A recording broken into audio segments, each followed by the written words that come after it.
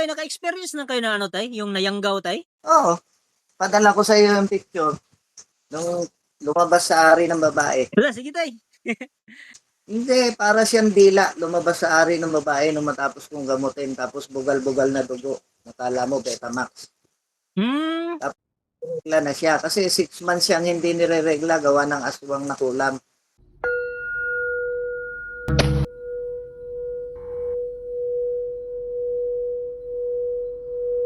anong taon kayo nagsimula, tay? Since I 10 years old. 10 years old? Ang bata pa nun. Kasi sa probinsya ako lumaki sa Ilocos Norte. Mm. Oh, then, uh, tinakbo ko sa ospital, umiikot na yung bahay. 1 month ako sa ospital. Nung Mm. wala na magawa yung mga doktor, sinundo na nung nanay ko yung lolo kong manggagamot dito sa Mandaluyong, pinala sa Ilocos. Then, that's it. Nawala yung lagnat ko na hindi mawala-wala. Hmm. So, tay, yung sa inyo, minana nyo yung kakayahan o Chosen. Ako, chosen. chosen? Hindi ko na alam nung una eh. Kasi, tumaling na ako, iniwan niya ako ng panyo.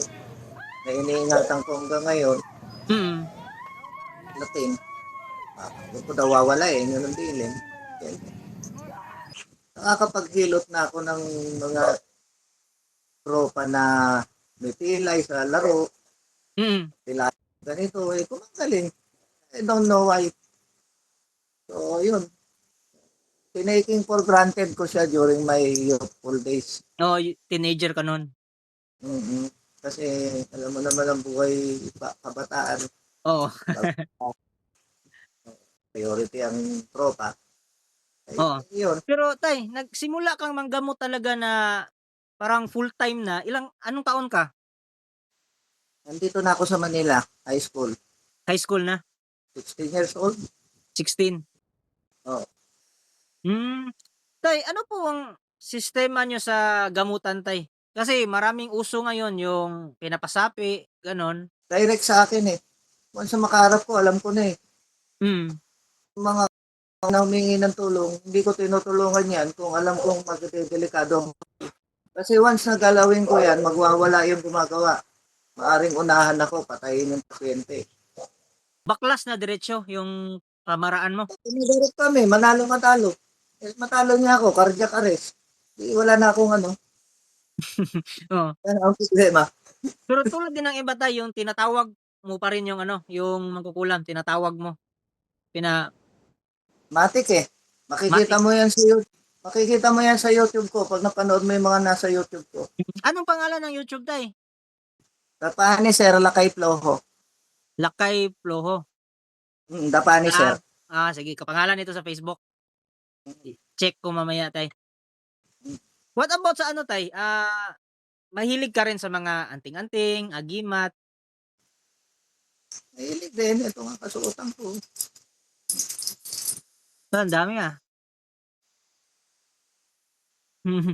Marami ka ring koleksyon ng mga gano'n? Marami po yung kwarto ko kasi pag graduate na isang bagay, papalit na ako.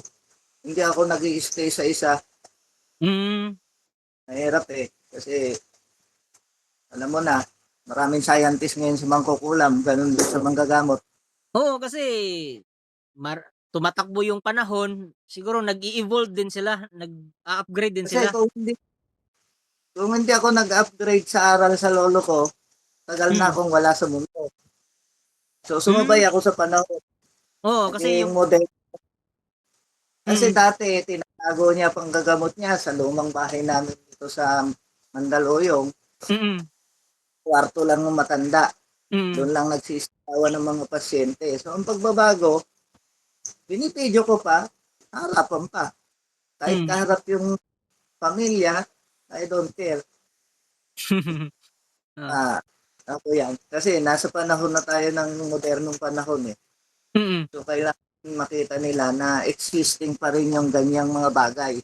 Oo, kasi sa ngayon, yung mga kabataan hindi na masyadong naniniwala. So, kaya nga nag-interview ako ng mga manggagamot kasi para mabigyan sila ng mensahe na hanggang ngayon nandiyan pa rin yung kultura ng tulad din ba ng mga antingero ngayon, yung may mga na-interview kasi ako na yung pinaka-Diyos nila ay Infinito Diyos, meron ding iba yung pinaka-Diyos nila ay yung Ama. So, puwede mo ba kaming mabigyan ng kaliwanagan diyan tay, sa dalawang 'yan? Tunay na Diyos, yung pinananampalatayaan ng mga propeta. Mm, Mula sa kadiliman, naging tuldok, nagkaroon ng mata, nagkaroon ng pakpak, pinawisan, nagkaroon ng mga Diyos ng mga Diyos. mm, Nandiyan ang mga ito, 7 hari. mm, Tapos sumunod yung persona, tapos ang birhen, tapos yung 24 elders. Yan ang hmm, paglikha, yan ang paglikha ng buong universo. mm. Storya niyan. So wala kang sasambahin kung hindi yung Diyos talaga na Diyos. Tay, saan po Hanggang yung ano tay, saan kayo nanggagamot tay, yung lugar niyo para kung may manonood ngayon na viewer natin sa YouTube, malaman nila kung saan kanila pupuntahan? actually, hindi ako tumatanggap sa bahay ko kasi maingay yung mga aso ko. So, online po? Hindi rin online. Inaalam ko yung address nila within Metro Manila. May kapitbahay akong angkas, rider. Yung back and forth lang yung binabayaran nila, iintayin na ako noon. Nasa akin, wala silang babayaran. Basta magsimba lang sila kung ano religion nila, wala akong pakialam. Basta pamasahe lang. Yun lang, pamasahe nung angkas rider ko. Basta within Metro Manila. Within Metro Manila, pag province, yun nga, hinihingan ko. Halimbawa, La Union or Cabanatuan or Nueva Ecija, hihingan ko ng 3,000. Pagka Ilocos Norte, 5,000. Balikan ko na yon. Oo, kasali na yung pagkain mo, yung tutulugan mo. Pero sa Visayas, Mindanao, nag-message kami, tumingi ng tulong. Sinasagot nila yung aeroplano ko, then aalamin ko yung plane ticket, balikan, papadali nila through GCash ko, ako na bibili ng ticket ko dito Hmm, sa Daluyong. pinakamahirap niyong kaso na nahawakan?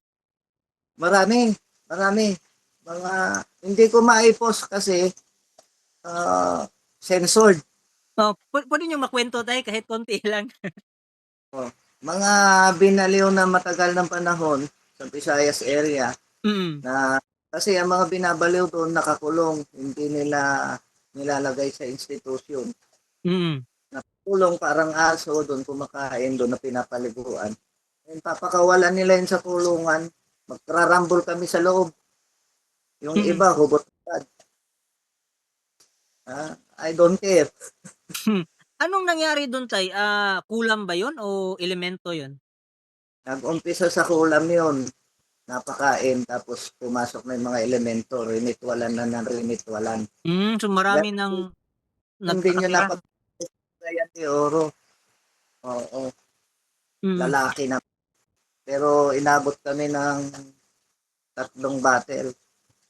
Pero kinabukasan, nadala ko na siya sa simbahan nilang malapit. So ano na, Oh. gumaling na siya? Medyo, ano pa, after shot, tulala. Kasi may 2 pang laban na sumubok. Mm, Oo, yun ang naging karanasan ko sa Cagayan de Oro. Tapos gabi-gabi, nilulusob ako ng mga aso, yung mga aninong malalaking aso at saka mga paniki. mm. Nilalabanan ko naman nung dyaryo. Pag nandyan na yung alulong ng mga aso, alam ko na parating siya. Dyaryo, sisindihan ko. Tapos pag umaapoy na, babasain ko ng tubig. Yung insenso ko, na Hmm, dinasalan, insenso mangyan. Hindi mm. sila makalapit. Hindi sila Hindi ako makalapit? natulog sa loob ng bahay, doon lang sa terrace. Hmm. For 7 days. Anong dahilan nun tay, bakit siya nakulam tay? Inggit, Inggit? inggit. Kasi Hmm, sila yung number 1 na may unang-unang may lechonan sa bayan. Doon niya na-raise yung family. hmm, Oh, doon niya ni-raise yung family niya. Yung, yung anak niyang isa nakapag-asawa sa Korea. Nakarating din yung mag-asawa sa Korea. Then yung lumang kubo nila,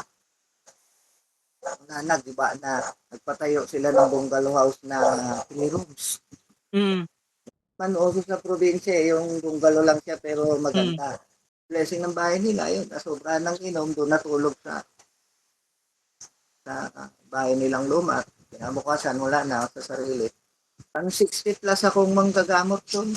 Meron ba kayong pinalilimusan na mga gamit pangdepensa?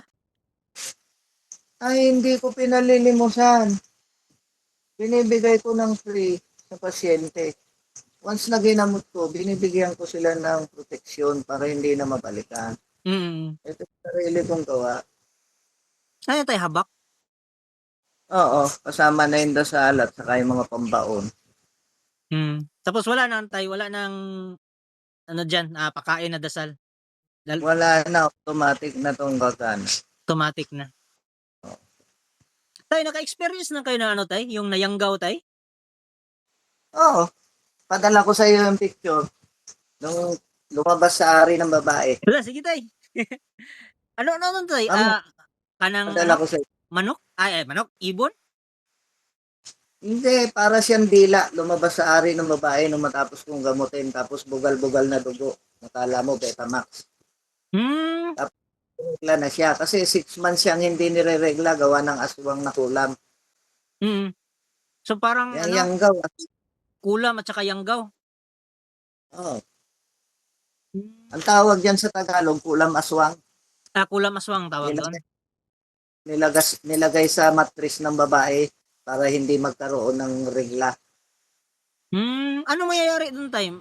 Ikakamatay niya yun? Mamatay yung tao.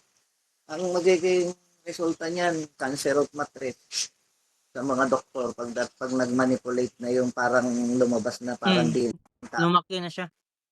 May imahe ng babae na bata. Ah, Hmm. ganun pala yun? Pinalibing ko sa sementeryo yun eh. Kinabukasan nung pinadala sa akin yung picture. Mm, Sabi ko, mo sa sementeryo. Kasi nauna doon, nakuha na yung anak niya. 5 months na pinagbubuntis. mm. Ano yun tay, So, ano, yun, nagselos yung aswang o nagustuhan siya? pinagaw yung asawa niya. Huwag na natin mag-usapan, baka mapanood Wag eh. na lang. Oh, Pinagaw yung asawa niya, yung aswang yun. Na may kaalaman sa kulam na aswang. yun gumanti lang. Demante. So siya mamatay para masolo yung isa. Hmm, Lekla yung binabaon mo? Hmm. Mm, Tapos binabaon ko rin ng ginto. mm. Totoong ginto. Oo, totoong ginto. Kasi ano daw, pangontra daw yung ginto, eh. O, at saka black diamond. Mm, Ang wala lang ay binabaon ko doon yung puting diamond. Kasi kung bibiling ko pa yun, lugi na ako. Sa Quiapo, ang bilihan doon sa tropa, 500 pesos, isang pambaon ng ginto. Na diamond, na mm. puti. Mahal 'no? So, oo, mahal, mahal talaga ang diamond. Kaya Mm. yung iba, diamond lang ibabaon sa'yo, 20K na singilan, 10K, ganon. Grabe 'no? Abot pala ng Oo. gano'n? Pero sa akin, kung gusto mo magpabaon ng diamond, pupunta ka ng Quiapo. So, bumili ka doon kay ate ganito, ate Lorena, sa tindahan. Bumili ka doon, sabihin mo sa akin. Ibigay sa iyo yun, 500 pesos lang, isang maliit na diamond, gatoldo. Mm. Ibabaon ko na yun for free. So, puntahan ka lang sa Quiapo Sunday, Sunday lang. Pag nasa Metro Manila ako, pag wala akong mission, pag may mission ako na kung hindi ka saan-saan, makapunta wala dun? ako. Better safe na nandyan ako, i-chat muna nila ako sa Lakay Floho. Sige tay, ilagay ko lang yung sa YouTube yung ano, yung Facebook mo para ma-contact ka nila. Tay, maraming salamat po sa time tay, Salamat po sa pagpa-unlock.